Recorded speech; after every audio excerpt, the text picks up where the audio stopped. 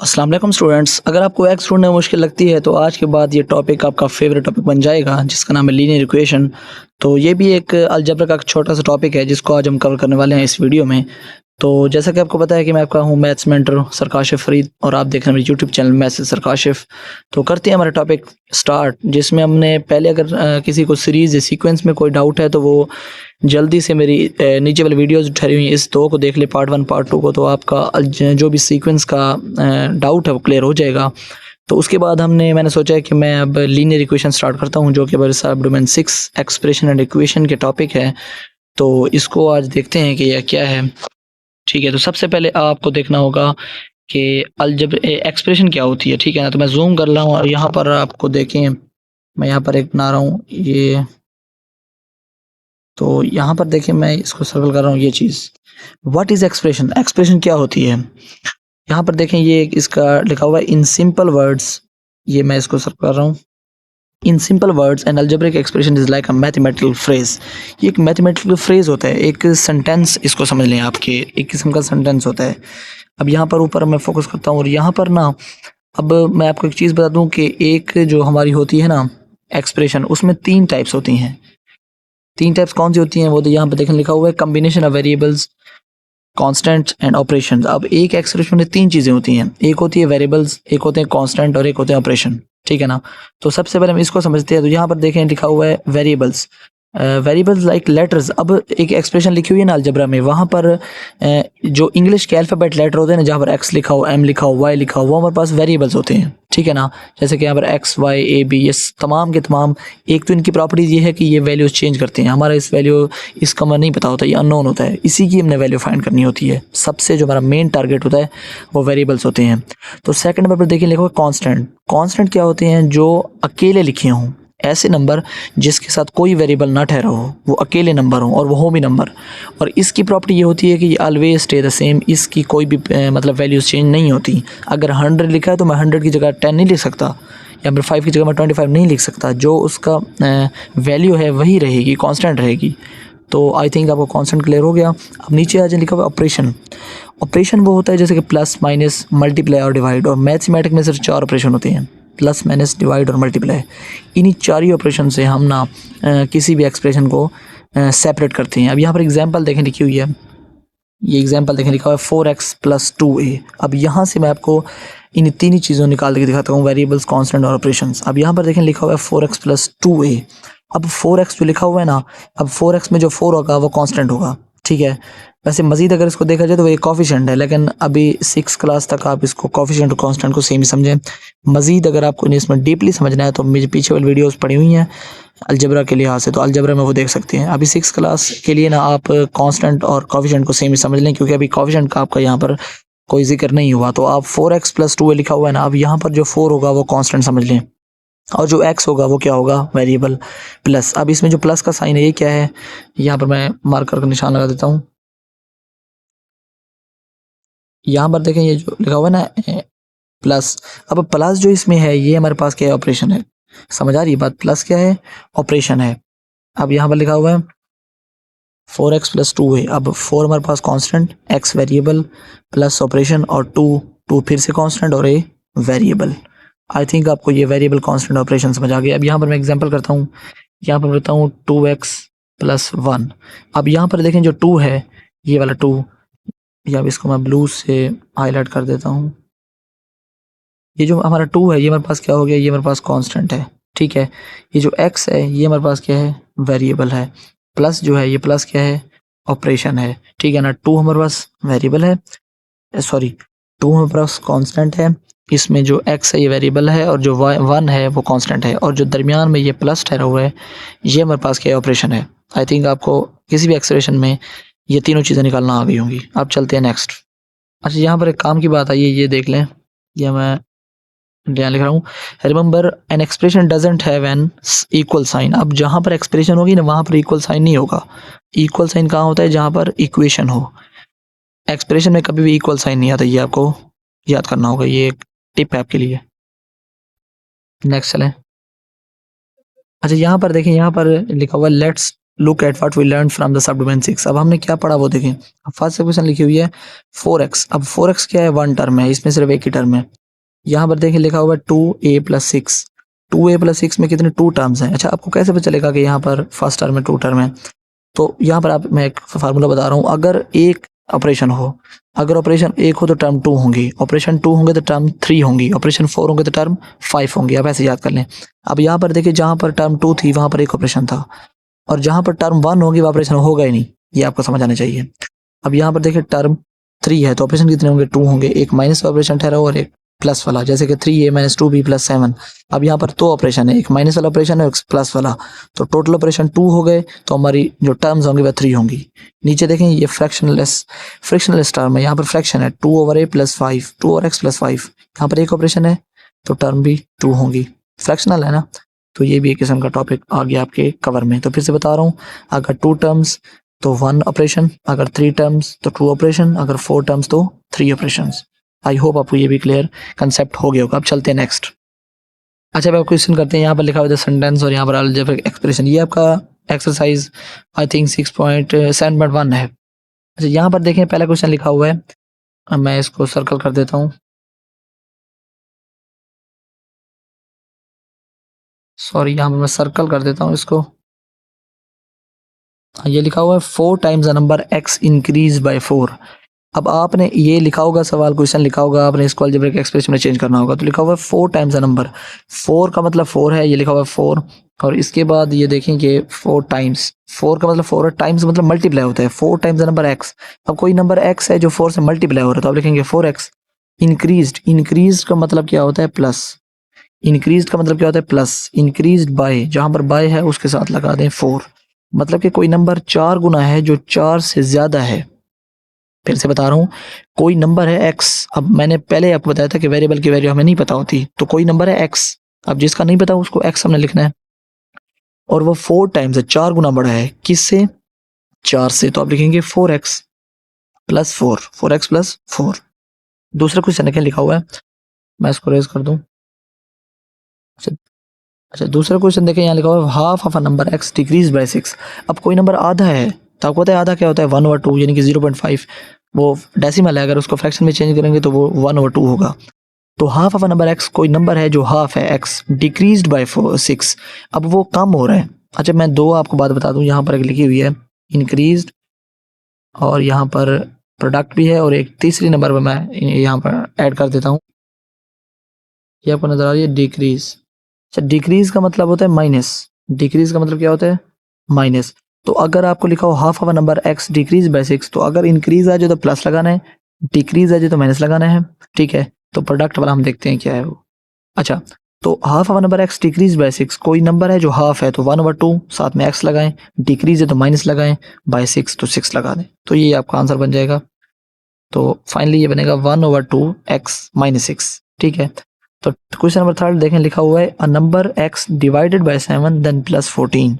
अब कोई नंबर है जो डिवाइड हो रहा है, तो वो कौन किस से डिवाइड हो रहा है, 7 से। अब x है जो 7 से डिवाइड हो रहा है, तो लिखेंगे x/7 देन प्लस है तो प्लस लगाएं, 14 लगा दें बस, यानी कि x/7 + 14। सिर्फ आपने इस सेंटेंस को अलजेब्रिक एक्सप्रेशन में चेंज करना है। अच्छा आप तीनों यहाँ पर अगर क्वेश्चन को देखें तो यहाँ पर जो इक्वल है वो नहीं लगी हुई, तो हमारी बात क्लियर हुई ना कि एक्सप्रेशन में कभी भी इक्वल नहीं आता। यहाँ पर लिखा हुआ ना अलजेब्रिक एक्सप्रेशन, तो एक्सप्रेशन में इक्वल कभी नहीं आता। अच्छा ये बात हमारी रह गई प्रोडक्ट वाली। अगर प्रोडक्ट लिखा हो तो मल्टीप्लाई होता है, इंक्रीज लिखा हो तो प्लस होता है, डिक्रीज लिखा हो तो माइनस होता है। ये तीनों चीजें आपको आनी चाहिए। डिवाइड का डिवाइड लिखा हुआ है, और तो इसका नाम नहीं दिया उन्होंने। अच्छा यहाँ पर ना एक और भी चीज यहाँ पर लिखी हुई है कि एक्सप्रेशन वर्सेस इक्वेशन। एक्सप्रेशन और इक्वेशन में क्या फर्क है वो जरा देख लें। तो मैं आपको इजीली बता देता हूँ यहाँ पर कि अगर आपके सामने, ठीक है, अगर आपके सामने आ जाए माइनस का साइन, ठीक है, किसी भी एक्सप्रेशन अगर कोई भी यानी कि वैल्यू लिखी हुई है तो उसके एंड में इक्वल लगा हुआ है, तो समझ जाए ये हमारे पास क्या हो गई, इक्वेशन है। ठीक है, अगर किसी के साथ इक्वल नहीं लगा हुआ तो वो हमारी क्या हो गई, वो हमारी क्या हो गई, इक्वेशन। बात समझ आ गई है ना। अगर किसी सेंटेंस या किसी वैल्यू के एंड में इक्वल लगा हो तो उसको आप समझना है इक्वेशन। अगर किसी वैल्यू के साथ इक्वल ना लगा हो तो उसको आपने समझना है एक्सप्रेशन। ठीक है ना। तो ये तो छोटा सा टॉपिक मैंने कहा कवर करवा दूं। तो हम नीचे आ जाए, यहाँ पर लिखा हुआ है जैसे कि अब यहाँ पर भी आपको नजर आ रहा होगा। तो पहला क्वेश्चन देखें, यहाँ पर लिखा हुआ है 2x + 8। अब यहाँ पर देखें इक्वल का साइन नहीं है एंड में, तो यहाँ पे लिखा just a phrase not equal sign, not answer, यहाँ पर आंसर नहीं है। और यहाँ पर 2x + 8 लिखा हुआ है। अब 2x + 8 कोई भी दो नंबर है जो मल्टीप्लाई और प्लस हो रहे हैं, अब उसका इक्वल नहीं है साइन, तो इक्वल नहीं है तो समझ जाइए हमारे पास क्या हो गई, इक्वेशन। ठीक है, इक्वल साइन नहीं है तो ये क्या हो गई, इक्वेशन। अब यहाँ पर आ जाए इस टॉपिक पे, इसको देखते हैं। 2x + 8 = 14। अब यहाँ पर इक्वल नजर आ रहा है आपको, तो मैंने पहले बताया था अगर किसी फ्रेज में इक्वल आ जाए तो उसको हम क्या बोलते हैं, इक्वेशन बोलते हैं। तो इसलिए यहाँ पे लिखा हुआ है has an equal sign, it's a statement. तो इसको स्टेटमेंट बोलते हैं और इक्वेशन भी बोलते हैं। आई थिंक आपको एक्सप्रेशन और इक्वेशन में जो भी डाउट था क्लियर हो गया होगा। अब चलते हैं नेक्स्ट। यहाँ पर है लीनियर इक्वेशन, जिसके बारे में हम पढ़ रहे हैं। ठीक है, तो वो टॉपिक आ गया है। तो सबसे मेन बात यह है कि लीनियर इक्वेशन में आपका इक्वेशन समझ आ गई ना। अब लीनियर इक्वेशन का मतलब क्या होता है, लीनियर इक्वेशन का मतलब होता है कि उस इक्वेशन में जो वेरिएबल की पावर है वो 1 होनी चाहिए। ठीक है ना, सबसे मेन बात मैं हाईलाइटर लगा रहा हूं, यहाँ पर आप देख लें कि यहाँ पर क्या लिखा हुआ है, इसको हाईलाइट कर दूं। हाँ, तो यहाँ पर लिखा हुआ है ओनली 1 लेटर लाइक एक्स और y in the whole equation. पूरी इक्वेशन में एक वेरिएबल लिखा हो। कितने वेरिएबल लिखे हो, जस्ट 1 वेरिएबल लिखा हो। तो पहली बात ये हो गई। दूसरी बात है कि और उसकी पावर भी 1 हो, नो x2 और नॉट x3, ना उसकी पावर स्क्वायर में हो ना उसकी पावर क्यूब में हो, just plain x, just simple x लिखा हो। ठीक है ना, तो ये दूसरा रूल उसका। तीसरा रूल क्या बोलता है कि must have equal sign to balance both sides. ठीक है ना, फिर से मैं रिपीट कर रहा हूँ। पहली बात यह है कि वो उस एक्सप्रेशन में, उस इक्वेशन में लीनियर में हम तब उसको लीनियर इक्वेशन बोलेंगे कि जब वो 3 रूल सेटिस्फाई करेगा। फर्स्ट रूल ये है कि उसमें एक वेरिएबल हो। ठीक है ना, उसमें ये ना लिखा हो कि एक्स वाई, नहीं, सिर्फ एक वेरिएबल हो। दूसरा रूल ये है कि उसकी पावर 1 हो। तीसरा रूल ये है कि उसमें इक्वल साइन हो। ठीक है ना, अगर ये तीनों चीज़ें उसमें हैं तो तभी आप बोल सकते हो भैया आप लीनियर इक्वेशन हो, अदरवाइज आप लीनियर नहीं हो, उसके भाई, कज़न या बहन हो, वो नहीं हो। ठीक है ना, तो ये था हमारा लीनियर इक्वेशन का। अब यहाँ पर देखें लिखा हुआ है, एग्जाम्पल उन्होंने दी है, तो एग्जाम्पल चेक करें। देखें यहाँ पर लिखा हुआ है 4x = 12। अगर आप हम इसको चेक करें क्या लीनियर है या नहीं है, तो उसने यस बोला हुआ है, तो हम चेक करते हैं। फर्स्ट रूल हमने क्या बोला था, फर्स्ट रूल मैंने बोला था कि इसमें वेरिएबल 1 हो। तो इसमें देखें सिर्फ एक वेरिएबल है जो कि हमारा x है, ऐसे ही ना, इसमें और तो कोई वेरिएबल नहीं है, चलो ठीक है। दूसरी इसका जो सिचुएशन थी वो ये थी कि इसकी पावर 1 हो, तो x के ऊपर कोई पावर नहीं है, मतलब कि इसकी पावर 1 है, चलो दूसरी भी कंडीशन सेटिस्फाई है। अब तीसरी देखें क्या इसमें इक्वल साइन है, यस सर इक्वल साइन भी है। तो इसका मतलब ये तीनों रूल जो हमारे सेटिस्फाई कर रहे हैं, तो इसका मतलब ये हमारी लीनियर इक्वेशन है। तो इसलिए उन्होंने लिखा है यस, इसलिए उन्होंने क्या लिखा है, यस। मतलब एक तो इसमें एक वेरिएबल है, दूसरा पावर 1 है और इक्वल साइन भी है, तो तीनों चीज़ें हैं ना। तो अगर आप दूसरी इसमें चेक करें ना, ये इसमें यहाँ पे लिखो x² + 2 = 5। अब यहाँ पर देखें इक्वल साइन भी है और वेरिएबल भी 1 है, लेकिन बट जो कंडीशन क्या बोलती है, कंडीशन इधर इसलिए सेटिस्फाई नहीं करी कि यहाँ पर लिखा हुआ है x⁻², जो कि रॉन्ग है, x⁻² नहीं होनी चाहिए। उन्होंने पहले बोला था कि x⁻, नो 2 और ना 3। इधर देखें आप, यहाँ पे लिखा हुआ नो x2 और नॉट x3, तीनों चीज़ें ना हो, सिर्फ प्लेन x हो। तो दूसरी इक्वेशन इसलिए उन्होंने नो बोली हुई है क्योंकि यहाँ पर आपने x² लगाया हुआ है, तो इसलिए ये लीनियर इक्वेशन नहीं है। आई थिंक आपको लीनियर इक्वेशन जो है क्लियर हो गया होगा। अब चलते हैं नेक्स्ट। अच्छा, अभी तो आप क्वेश्चन करते हैं। यहाँ पर क्वेश्चन नंबर 1 उन्होंने दिया है, मैं इसको सर्कल कर देता हूँ तो आप देख लें। ये उन्होंने क्वेश्चन दिया है सॉल्व x + 6 = 18। अब हमने यहाँ पर x की वैल्यू फाइंड करनी है, क्योंकि x वेरिएबल है, हमें इसकी वैल्यू नहीं पता। तो सबसे पहले मेन बात यह है कि हम क्या करेंगे, 6 को बोथ साइड में माइनस कर देंगे। ठीक है ना, वैसे आपने पढ़ा होगा कि अब यहाँ पर 6 प्लस हो रहा है, इक्वल के उधर जाएगा तो माइनस हो जाएगा, ऐसा नहीं होता। जो इसकी मेन स्टोरी है ना बिहाइंड द सीन्स, वो ये है कि यहाँ पर अगर 6 को वहाँ ले जाएंगे तो ऐसे आप कर लें, वो आपको गलत रूल बताते हैं। असल रूल ये है कि आपने क्या करना है, राइट साइड पे भी 6 माइनस करवाना है, लेफ्ट साइड पे 6 माइनस करवाना है। और आप ये सोचेंगे सर हमें माइनस क्यों करवाना है, प्लस तो करवा सकते हैं।